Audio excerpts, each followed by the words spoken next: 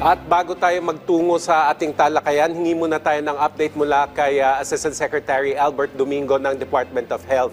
Asik Albert, kamakailan naging issue yung pag-reach ng overcapacity ng emergency room ng Philippine General Hospital. So ano na yung mga hakbang na ginawa ng DOH para ma-address ang issue?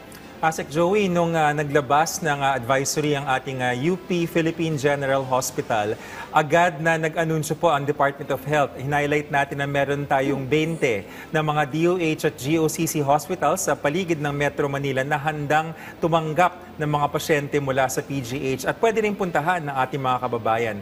Sa awa ng Diyos, nag-post na po ang PGH nung Sabado lang po ng hapon or gabi.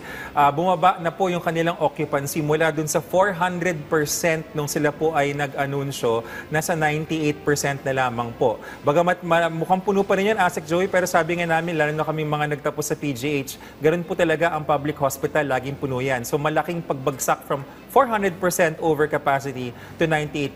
Sabi nga po ni Director Gap Legaspi, the situation is more manageable. Yan, sinabi mo na ngayon na more manageable na, pero meron pa ring banta nung sinasabing muling pagtaas nitong bilang ng mga pasyente. Yes, actually, Asik Weng, ang incubation period kasi ng leptospirosis ranges from 2 days up to 30 days. Di ba ho, naalala nyo, nung huling nagsama rin tayo, ang warning namin, mga 1 to 2 weeks, tiyak na dadami po ang pasyente dahil sa baha. At nakita nga po natin ito. Ang magandang balita is nag-report na rin po ang ating infectious diseases experts sa San Lazaro Hospital na bumaba na po yung kanilang number of cases per day. Nagpa-plateau, ibig sabihin hindi na siya tumataas, flat na siya, or pwedeng buwababa na rin. Ibig sabihin, ang ating incubation period, nalampasan na natin yung kasagsagan. Mabuti na lamang po at yung incoming na bagyo po, si Goryo, kung di po nagkakamali, binabantayan na rin po namin yung sinasabi ng Pag-asa na hindi naman daw makaka-apekto sana sa ating bansa. At kahit papano, hindi tayo makakakita ng mas maraming lepto in the next few days. Balik ako doon sa overcapacity ng ER sa PGH, Asik. Sa PGH, wag muna kayong tatanggap o wag na kayong tatanggap. So paano po dinadivert yung mga pasyente doon sa mga GOCC hospital? May tulong din ba na dalihin yung mga medyo mabibigat na kaso dun sa mga ospital na yon o sila yung mga pasyente yung kailangan pumunta? Asik Joey, marami kasi sa ating mga pasyente ay maaaring hindi naman moderate to severe. So pag ganyan po, pagdating pa lang dun sa PGH or dun sa mga ibang malalaking ospital, ay aming kinakausap ng mga doktor na baka pwedeng ilipat sa ibang ospital. That's number 1. Number 2, meron po tayong mga hotline. Yung mga hotline natin, tinatawagan po ng mga ambulansya bago pa man sila pumunta. Ang mga hotline numbers natin, 0956 175-3710 at saka yung 0920-251-1800. So yan pong mga numero na yan natatawagan. In fact, yung isang network, sinubukan nila may interview at hindi yan announced, hindi rin namin ina-expect may independent po dun sa hotline. Sige, Asik, hingin na rin kami ng update dun sa mga binuksan na leptospirosis fast lane sa piling government hospitals. Ilan po yung operational ngayon at kumusta naman yung binabahaging tulong sa kanila? Tsaka sabi mo kanina, bukod dyan sa leptospirosis, meron pa tayong binabantay na dengue. Yes, Asik Weng. Ang mga fast lanes, una paliwanag natin, ang fast lane, Lintura, Ritas na dito kayo pupunta. Hindi po.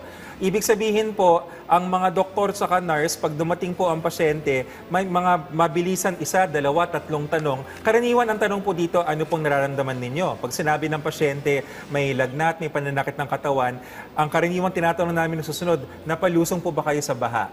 Pag doon pa lang po ay nalaman namin na mukhang leptospirosis, yung pong test, binibigay na po kagad yung leptospirosis antigen test para doon pa lang malalaman kung confirm ba o hindi. And after that, mabilis po yung handling.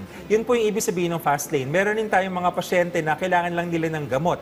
Hindi kailangan yung ospital. So 19 hospitals, mga med hospitals, 9. Alam po, maraming salamat kay Mayor, kay Yorme. Si Mayor Isko Moreno, inutusan din yung mga LGU hospitals ng Manila para may mga fast lane din sila. Yung dengue, Asik Weng, tuloy-tuloy pa rin po yung mga dengue fast lanes kasi magkakasama yan waterborne illnesses, influenza-like illnesses, leptospirosis, dengue. Mabuti, yung WI tsaka yung D, hindi pa tumataas.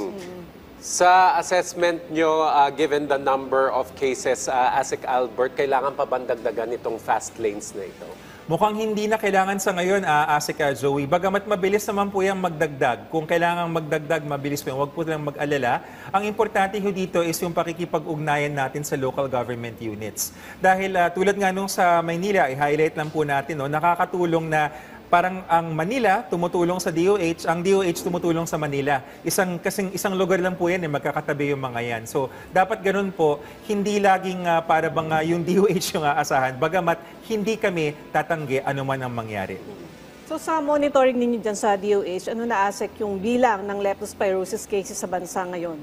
Ang bilang natin, Asik Weng, no, as of August 7 mula June 8, 2,396. Lilinawin ko po ito, no, dahil malamang po sasabihin bakit yung mga ospital, pag sinumatotal yung mga numbers, para mas mataas dito. Meron mo kasi tayong verification. Yung ospital, as they come, kahit suspect pa lang ho sila, hindi pa sila confirmed na leptospirosis, tinatala na kagad. Tapos kapag na-discharge or hindi naman na-admit, bumababa yung numero. So i-update po namin ito, pero ito pong numero na ito, like we said kanina, pwede pang madagdagan dahil yung incubation period hindi pa lumalampas yung buong isang buwan. Pero saan pinakamataas yung cases? Karaniwan sa Metro Manila talaga. In fact, yung mga listahan ng mga ospital sa Quezon City, si East Avenue, si NKTI, dahil yan po yung mga malalaking ospital, and Quezon City is the largest LGU not only in Metro Manila but in the country by population size. Given na meron tayong seasonal problem na leptospirosis at perennial problem na dengue, Asik Albert, so ano yung long-term plan ng DOH para maiwasan natin yung overcrowding sa public hospitals?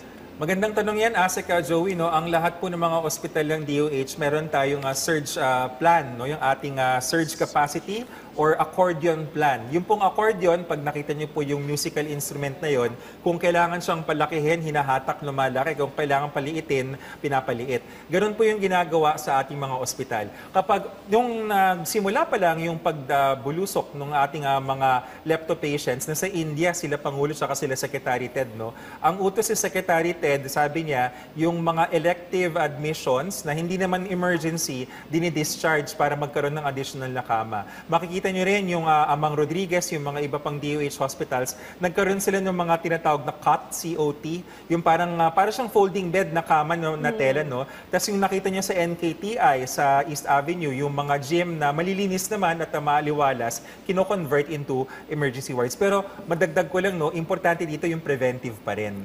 Kaya tuwan-tuwa kami dun sa pagbabantay ng ating Pangulong Marcos dun sa mga flood control projects. Kasi po, yan po yung talagang ugat. Kapag may tubig baha at may basura, merong daga, may lepto na pupunta sa ating mga sugat. So pag walang baha, walang basura, walang lepto.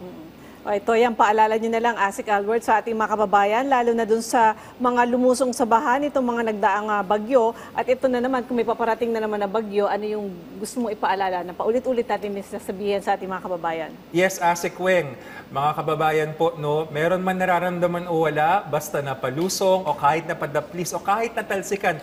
Kasi pati yung mata, pati yung ilong sa bibig, minsan yung wisik ng tubig baha, pwede hong makapasok dyan yung ating mikrobyo. Magpakonsulta na po kahit walang nararamdaman. Kahit ngayon po, yung mga napalusong nung panahon nung habagat na malakas, hindi pa huhuli ang lahat, huwag niyong ibaliwala yung lagnat na nararamdaman ninyo. Huwag niyo pong antayin na manilaw ang inyong mata o kaya mamula ang inyong ihi or mawalan kayo ng ihi or mag-iba ang kulay ng balat. Hindi po natin kailangang antayin yon. Kumonsulta po agad sa ating mga doktor. Okay, maraming salamat sa mga ibinahagi mong sa aming na-updates. Asik Albert, mula dyan sa Department of Health. Welcome.